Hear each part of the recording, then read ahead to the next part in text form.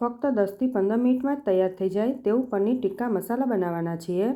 આ સબ્જી ટેસ્ટમાં ખૂબ જ સરસ લાગે છે, તો ચાલો કેવી રીતે બનાવવી એ જોઈ લઈએ।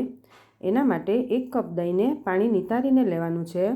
પછી તેમાં આપણે મીઠું સ્વાદ પ્રમાણે એડ કરી દઈએ, 1 ચમચી લાલ મરચું, અડધી ચમચી ધાણા જીરું, થોડી એવી હળદર, શેકેલા જીરુંનું પાવડર 1 ચમચી એડ કરી દઈએ, થોડો ગરમ મસાલો એડ કરી દેવાનો, અડધી ચમચી કસૂરી મેથી એડ કરી દઈએ અને આદુને છીણીને નાખવાનું છે। જો તમે લસણ ખાતા હોય તો તે પણ છીણીને એડ કરી દેવાનું। હવે 200 ગ્રામ પનીરના ટુકડા એડ કરવાના અને 1 કેપ્સિકમને ચોરસ ટુકડા કરીને એડ કરવાનું છે।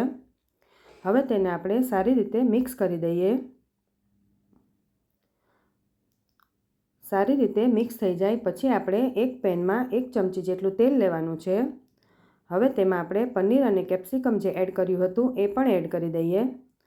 જો તમે કાંદા ખાતા હોય તો તેના પણ આ રીતે ચોરસ ટુકડા કરીને એડ કરી દેવાનું। હવે આપણે જ્યાં સુધી દહીંનું પાણી ન બળી જાય ત્યાં સુધી આપણે તેને ચડવા દેવાનું છે। હવે આપણું પાણી બધું બળી ગયું છે, તો આપણે તેને સાઈડમાં કાઢી લેવાનું છે।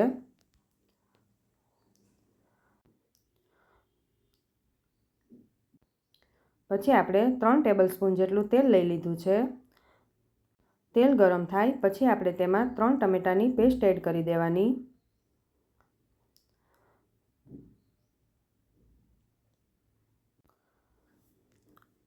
પછી આપણે તેમાં મીઠું સ્વાદ પ્રમાણે એડ કરી દેવાનું છે। આપણે પનીરમાં પણ નાખ્યું છે એટલે એ પ્રમાણે એડ કરવાનું। પછી 1/4 ટીસ્પૂન જેટલી હળદર એડ કરી દઈએ। હવે આપણે તેને ઢાંકીને 5 મિનિટ માટે ચડવા દેવાનું છે। 5 મિનિટ પછી જોઈએ તો ટમેટામાંથી તેલ બધું છૂટું પડી ગયું છે। તો હવે આપણે તેમાં 1 ચમચી લાલ મરચું, અડધી ચમચી ધાણા જીરું, થોડો એવો ગરમ મસાલો અને કસૂરી મેથી એડ કરી દઈએ।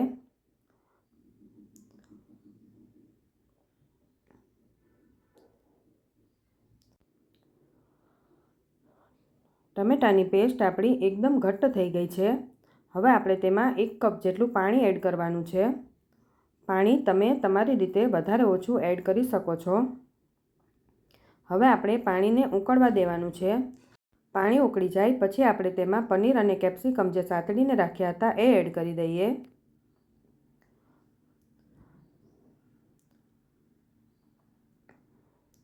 હવે આપણે તેને 5 મિનિટ માટે ઢાંકીને ચડવા દેવાનું છે।